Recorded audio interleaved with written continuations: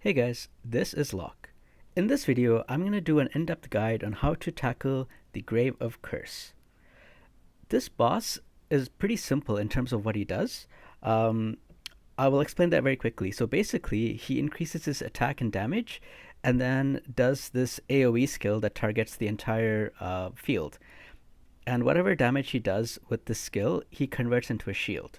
And that's basically it. I mean, there's nothing else to explain. He also does a single target damage to your tank, but that's pretty insignificant. The buff and then the AoE attack and the shield is the main concepts. So it's pretty easy to explain what he does, but in terms of building a team to counter him, it's so much more harder than the first dungeon, which is the Grave of Venom. To tackle this boss, you need to build kind of specific characters that do very specific things, and you probably need a dedicated team to this to fight this than the other one, especially these higher levels. Like for me, with my setup, I can kind of easily do the ninth stage for the Grave of Venom, but I'm still kind of struggling to do the seventh stage here. I fail about 50% of the time because I still haven't even built a proper significant team for this. So if you're trying to do this, I mean, I can give you the advice. I can tell you how to build this team, and whenever you're ready to do this, you can start with that team. I do suggest that you focus on the Grave of Venom as much as you can because it's easier to build that. But at some point, if you want to start building a second team or start looking at this, you can refer to this video and look at these tips to build a team to counter this. So, to start with, um, so what do you need to? Sorry, what do you need to build against this guy? The first thing that you want to do when you're looking at team composition is you want to have a way to remove his buffs. Um, the tooltip says that you need to bring buff prohibition, but to be honest, I disagree. I think you need to actually bring someone that removes buffs, not just applies buff prohibition. The reason for that is because when the game starts, after 6 seconds, he is able to cast the skill. So, a lot of the times when you're casting a unit with buff prohibition, you are usually using it on your ultimate skill. And because you're using it on your ultimate skill, you cast that, around 12 seconds in, right? So after he has casted this skill and he has buffed himself, then you cast the buff prohibition at 12 seconds. Well, he already has these buffs. And the very first attack he does, he might wipe your whole team out, or at least everyone on the back line. So, it's kind of a moot point to bring buff prohibition. If you bring somebody that, in the beginning removes these buffs, maybe has a 50% chance to remove the buffs or something, and then later on has a 100% chance to apply buff prohibition, maybe you can do it a few times, like 3 or 4 times, and then succeed 2 times. That's okay. Your stamina is kind of limited anyway. But if you don't have a way to remove these buffs in the very beginning, their run is going to go quite badly, especially at the higher levels.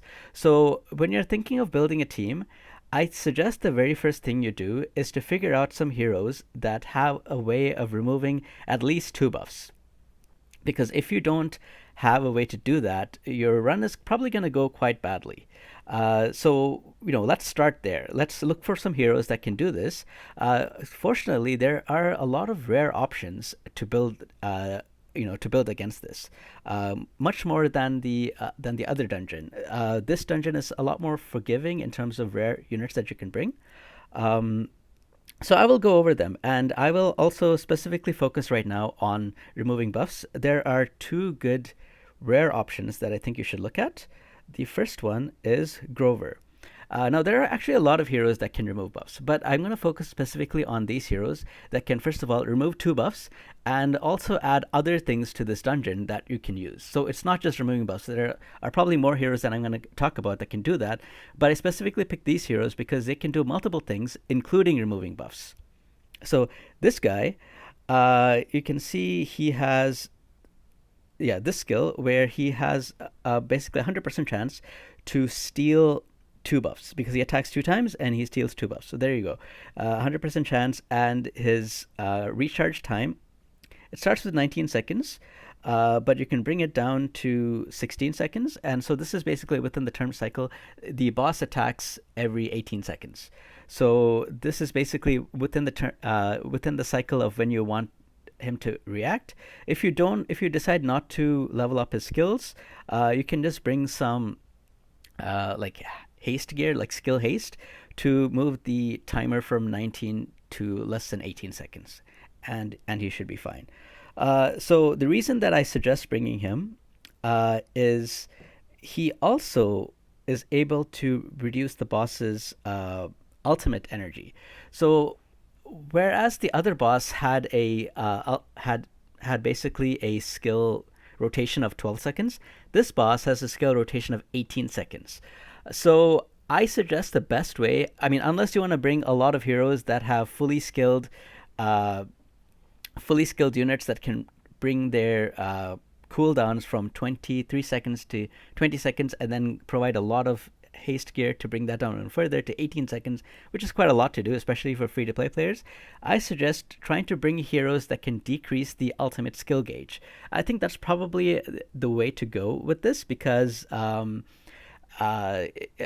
otherwise it's just hard. Otherwise you have to bring a lot of things. You have to fully skill out your units, and it's a lot.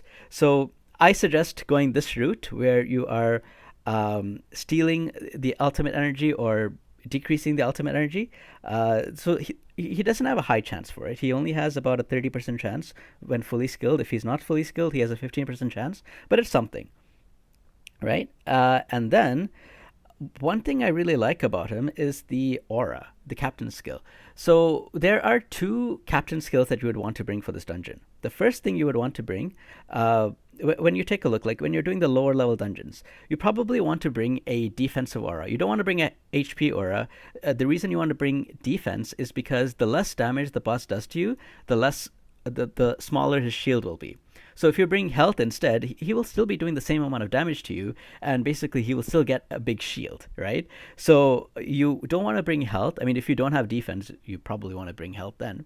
But if you can help it, you want to bring defense instead of health. However, when you start getting into higher levels, like for example, at level 4, you only need about 70 accuracy. But when you're doing level 7, you need about 170 accuracy, and you do need accuracy on a lot of units because you want to apply attack penalty, you want to remove buffs. If you bring buff prohibition, you want to land that on him as well. So it's quite a lot you want to land on him. So there are several characters that you would need to build for accuracy, and it's hard to get 170 accuracy and still maintain enough HP and defense to kind of survive him. So at the higher stages, I think most likely you will have to switch to an accuracy aura. So Grover does that as well.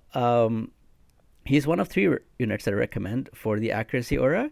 So anyway, let's go back to where we were. We were looking at defense support. We're looking at Grover. So he is one of the first units I recommend for this stage because he can remove buffs, which I think is very important. You really need to have somebody that can do this quite well. And he brings the accuracy aura, and he has a small chance to steal or remove the ultimate gauge from the boss. The second unit that I would recommend is Garena. She applies a shield to your whole team. Well, not to your whole team, but if you manage to put everybody in your team in this kind of formation, it's quite a big range that she targets. Then she will be able to give everybody within that range shield. Now, the reason shield is better than heal, well, you want to bring heal as well, but you really want to bring shield, and the reason for that is because if the boss, when he attacks, if he attacks your shield instead of your health, that doesn't really count as damage. So he will not be getting, so that will not be converting to his own shield. And of course, it increases its availability as well. If you have 1000 HP and he happens to do 1100 damage, your heal is not going to help you. You still only have 1000 HP. But if you add a 200 shield on it, now all of a sudden you're surviving his hits, right? Now the boss does 1100 of HP and you have 100 left because of the 200 shield that you started with. So shield is very good for this dungeon. She brings the shield, and as I said, she's also able to dispel buffs on the target. Again, one of the most important things for this dungeon. So every 3 basic attacks, she dispels 1 buff. Her attack interval is 2.5 seconds, so every 7.5 seconds she removes 1 buff, every 15 seconds she removes 2 buffs. The boss's turn cycle is 18 seconds, so she should be able to do that, but if you're having a little bit of trouble because, the boss first buffs at 6 seconds, and then he does his ultimate at 12 seconds. It's only a 12-second window. You can also reduce the attack interval from 2.5 seconds to probably about 2 seconds without too much trouble. You can give her attack speed gear to bring that down. It shouldn't be too much of a problem to be able to bring that down to 2.5 seconds. But if you're still not able to, if you're only able to, if you're only able to use her to only steal one buff or remove one buff, that's okay. Bring a second unit that can do that, that removes one buff, and together both of them will be able to remove the 2 buffs from the boss. She is also able to bring attack penalty as well, which is, it's only attack penalty 1. Sorry, it's not attack penalty, it's accuracy. Ignore I said that. I misread that, sorry. So she's really good for the 2 things. So she's good for bringing a shield, and she is also good for dispelling buffs, which is, what you really want. Now, her aura is a defense aura, which I talked about, you might be using in the beginning, but I think as you progress, you'll probably want to switch to an accuracy aura. So this is, if you don't have an accuracy aura, on any of your units, you might be, you can bring her, but you really should try to find somebody with an accuracy aura to bring. And there's a good rare unit besides Grover that you can bring for this dungeon as well that has accuracy. So I will talk about that in a minute. But let me talk about the buff removal first. So those are 2 good options. There are 2 good rare options as well. The first one is Vorish. So Vorish actually only has a 60% chance of dispelling one buff 3 times. So he casts the skill 3 times. He has a 60% chance of landing 3 hits and removing a buff each. And then he also has, when you leveled him up, he has a 100% chance of landing buff prohibition. So if you are, he's a really good unit. So if you have him, you probably want to skill him anyway because he can be used in many places. So if you have him in that way and you're using him, and if you're using him as the sole, buff remover, in the first few runs, maybe you only remove one. Like you only remove one of the 2 buffs, and your run fails. That's okay. Your stamina is returned anyway. So just restart the run. So in the second run, let's say he successfully removes both buffs, and then from then on, you're not even the buff removal is not as important as the buff prohibition. If you have a high enough accuracy, you should be able to land the buff prohibition, and so from then on, the boss should not be able to land. The boss should not be able to buff himself anymore. In the very first run, you might actually want to start by playing manual, and after the first turn cycle when the boss does whatever, then time your skills, like turn on auto at that point, so that you're turn it on at the correct point when you want him to use it, and every 20 seconds, every 18 seconds, whatever your setup is, he should be casting it at the exact same time. So it might only be the very first time that you might need to manually cast the skill. After that, he should be able to follow the same rotation over and over. So that should work, hopefully. But yeah, so he's a good unit. He's a good unit for removing buffs. He's also a good unit because he provides heals as well. Every time he attacks, he heals whichever ally has the lowest HP. If you're bringing him alongside another healer, that's already a pretty significant, heal output. So you don't need to bring a second dedicated healer. You can bring him and only one dedicated healer for this, right? You're bringing all kinds of other things like shields and defense and other things as well, but you don't need to bring 2 dedicated healers if you're bringing him. One more unit that I think is very, very good, which is unfortunately an epic instead of a rare. Now, I don't know how to say her name because I'm not going to attempt to pronounce this, but she is one of the best units for this stage because she provides defense up to all your allies within this range, and hopefully you are putting all your allies in this kind of formation so that everyone benefits from this. So she applies defense up to all your allies. She also heals them, and then she has a passive that gives everybody a shield whenever they cast an ultimate. And within a boss's turn cycle, you probably have all of your units casting their ultimates at least once. So because of that, everyone should have a shield. Um, you know, Hopefully, you can time it such that whenever the boss attacks, the shield is what takes their damage. Um,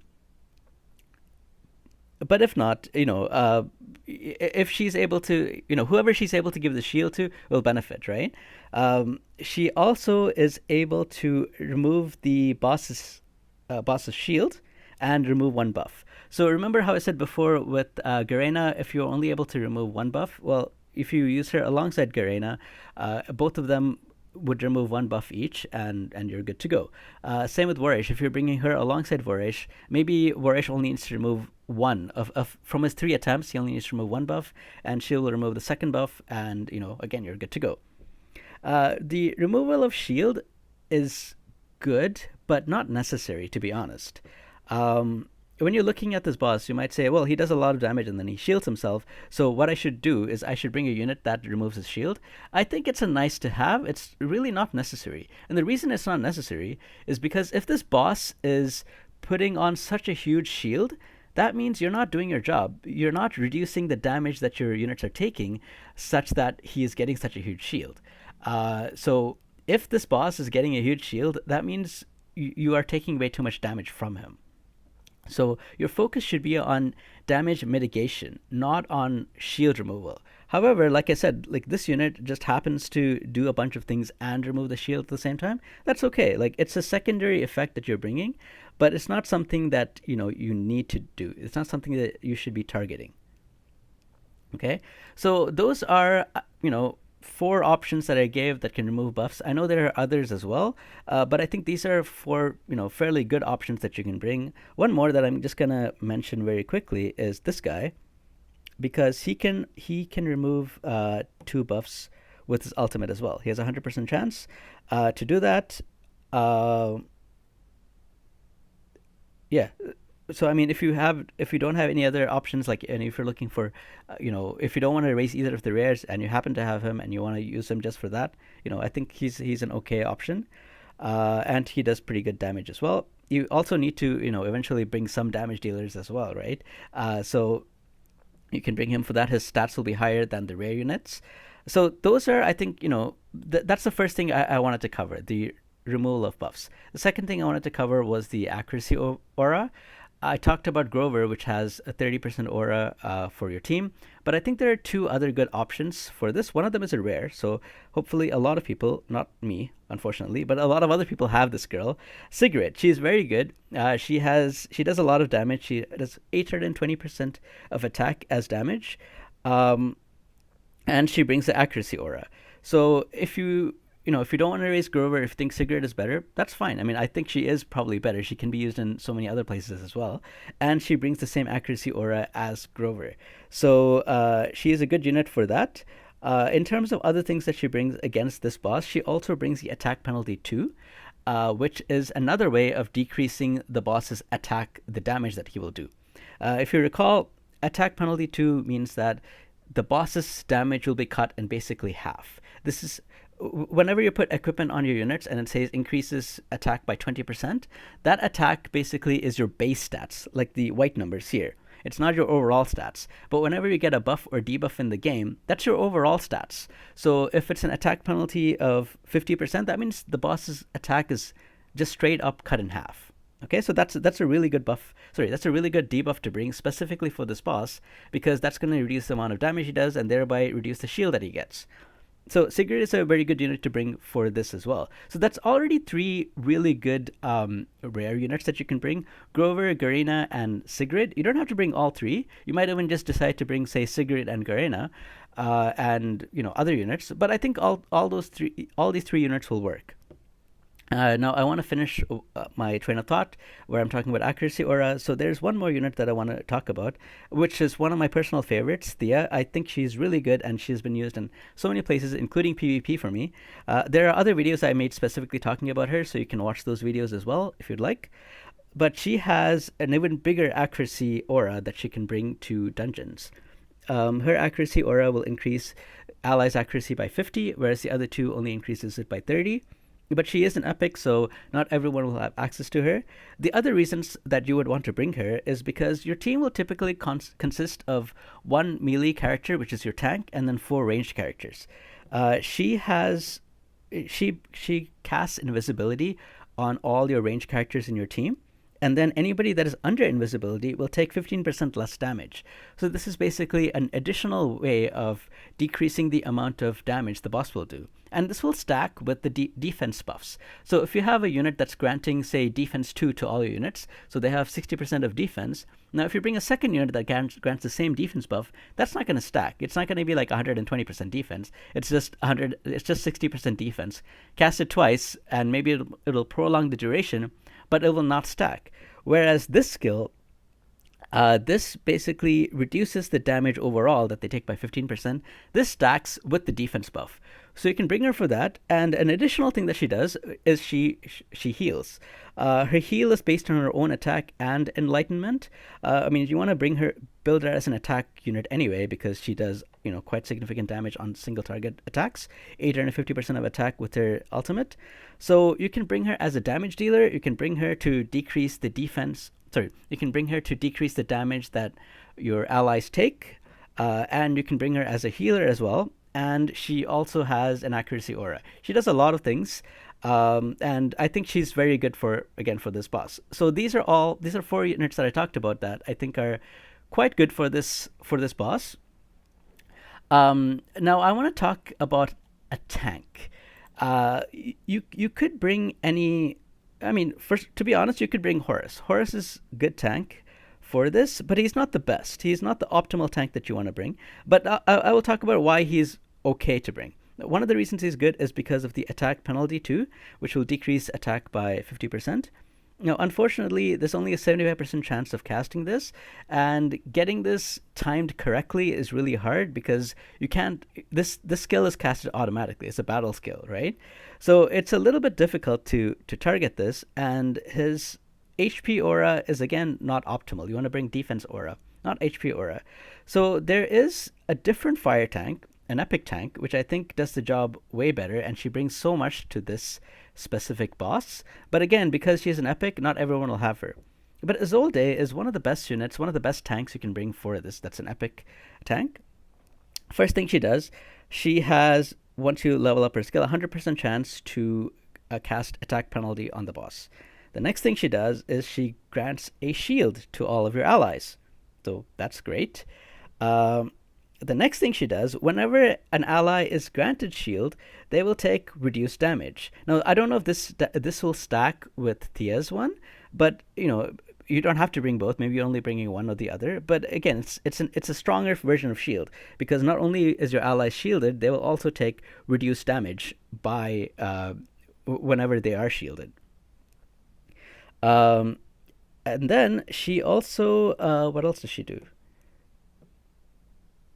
Yeah, and then she also grants defense up to all allies within, it's a smaller range though, so you have to be kind of closer to her. Maybe if you're bringing a second melee like Grover, you don't want Grover to tank. Grover is not a tank. So her and Grover will also have additional defense up. So the more number of units that have defense up, the less damage the boss will do overall with your AoE, the smaller his shield will be, right? So this might be somebody that you might want to bring, and her damage also scales with her own max HP as well. So she will also have a significant damage output for a tank.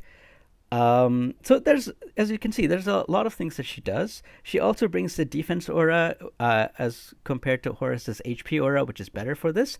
So overall, she's just a much better tank, but she is an epic tank, so not as many people will have her, and everyone has Horus. Everyone has a fire tank. So do you really want to bring a second fire tank just for this? Maybe, maybe not. I don't know. I mean, you have to make that call.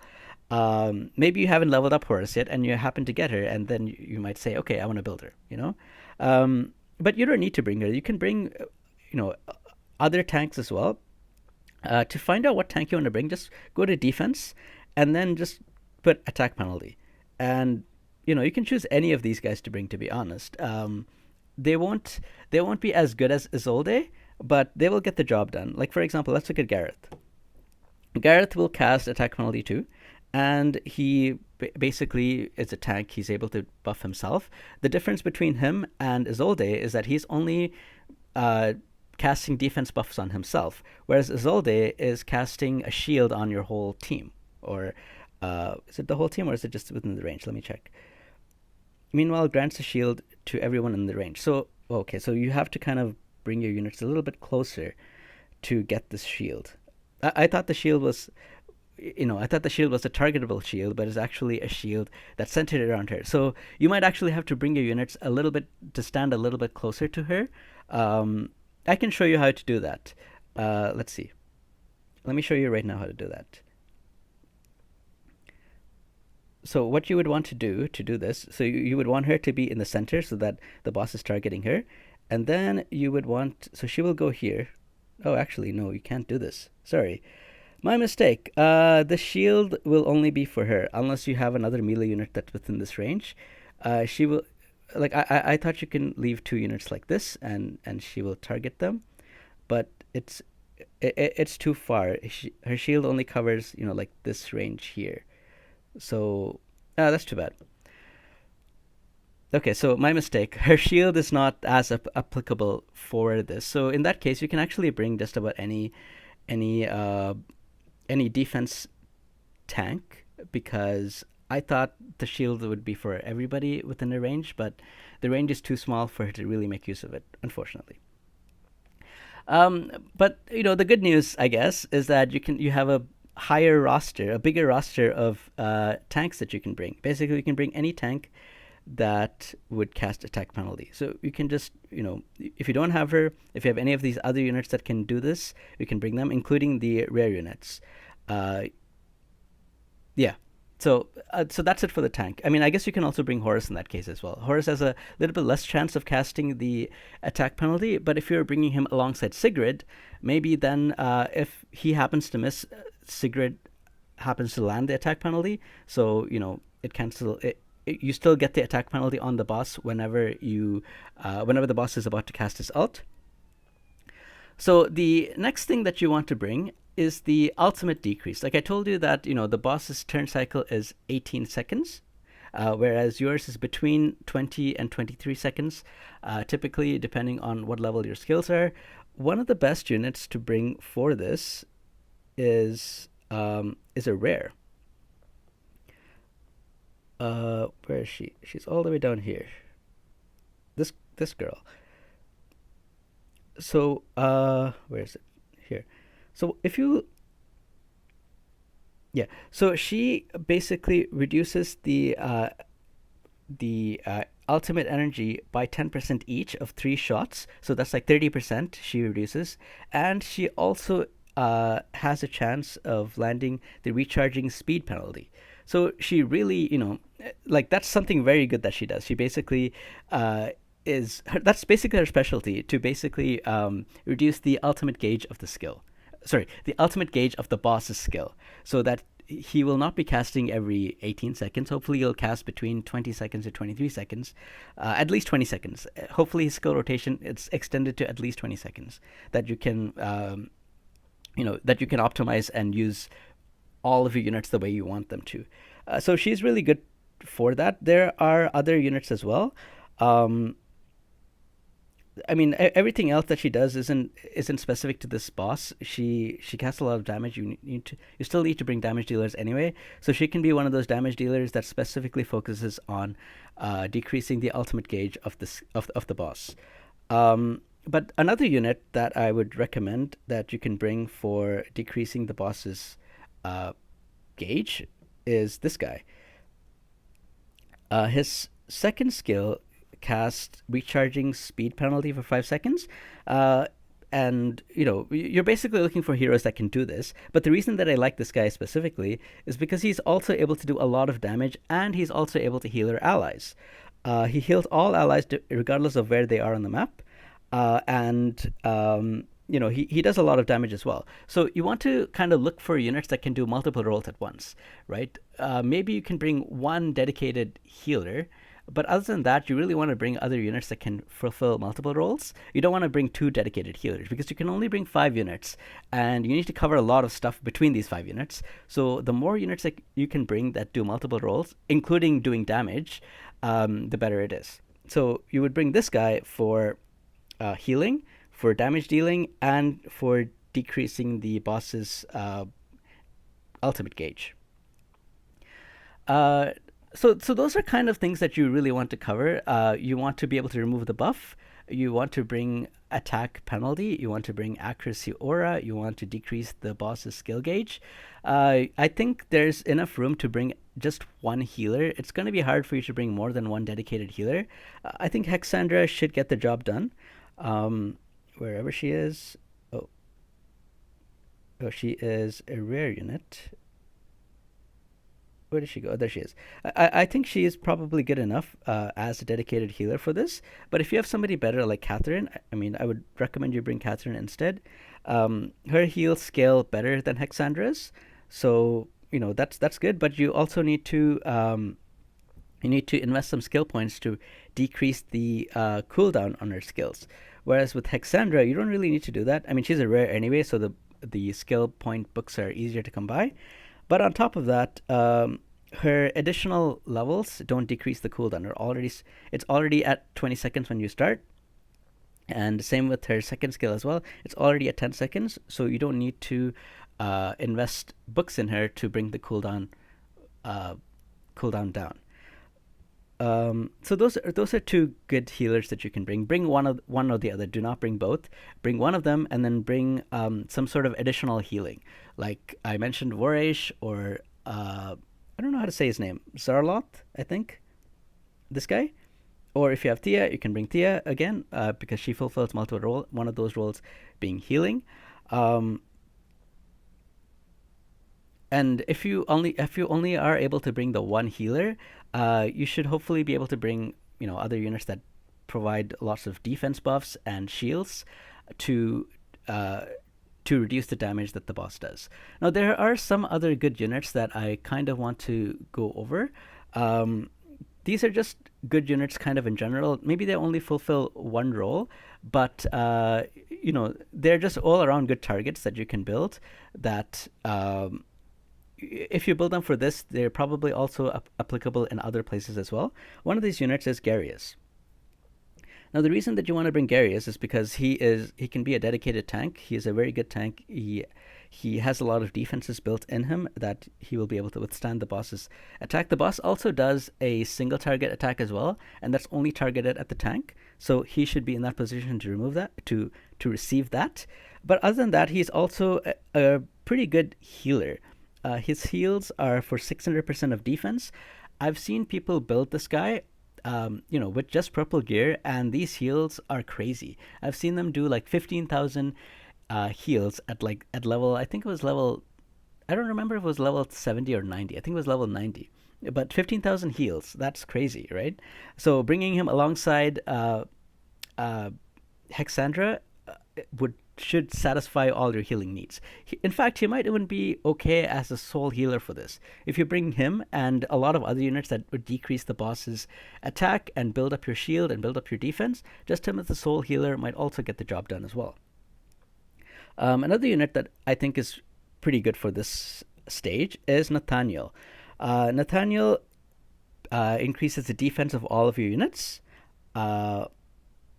Hold on, is it within the range and to all? No, it's for all allies. So he will give a defense up. So he will increase the defense of all units by 30%, and he will also grant a shield to everybody as well.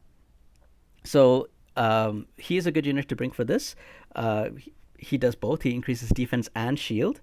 He also is a secondary healer as well, because he grants everybody within this range recovery over time, and whenever a buff is either dispelled or expires, he grants the lowest HP unit extra HP, so extra heals.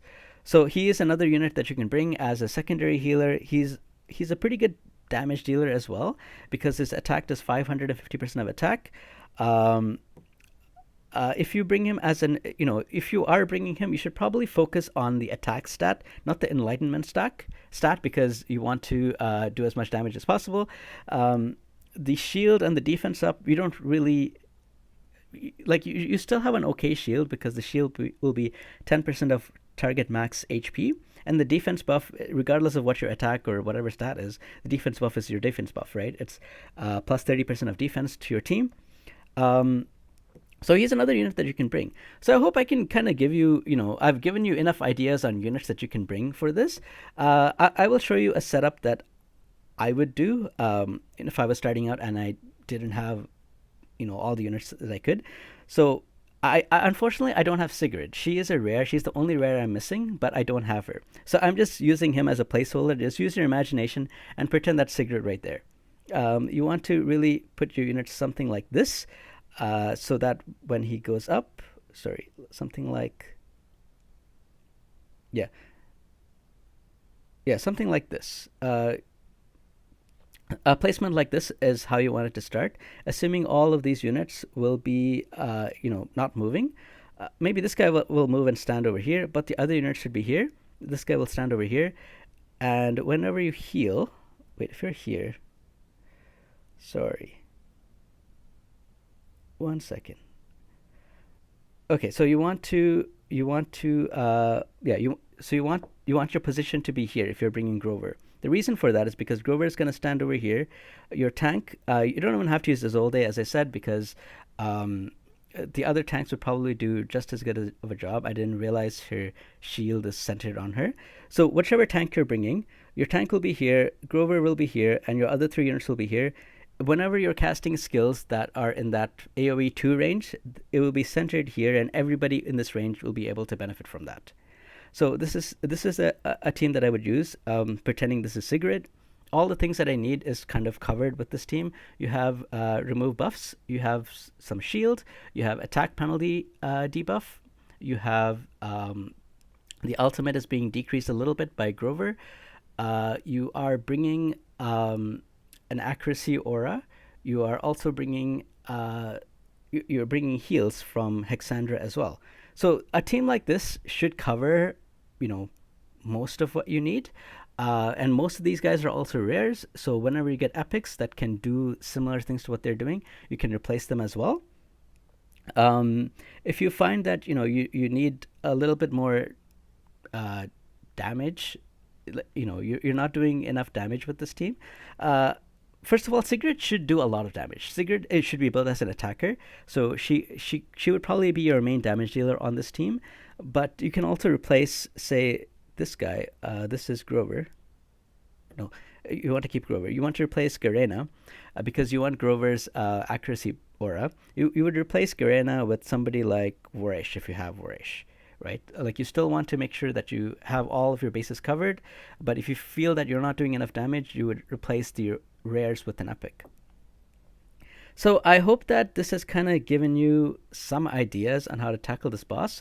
I can't show you a run with these units that I talked about because I have to build this whole team.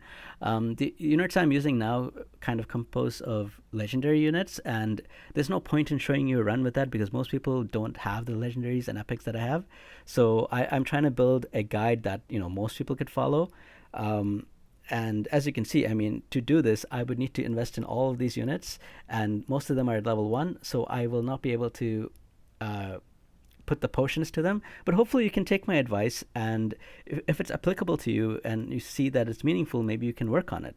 But my biggest suggestion really is, though, to just focus on the other one. Focus on, where is it? This one.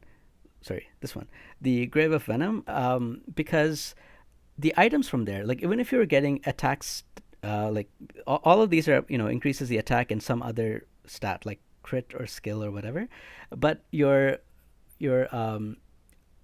like, what is it, like your main stat, you can still get like 60% defense pieces, 60% HP pieces from these orange ones, and 40% HP and defense pieces from these purple ones.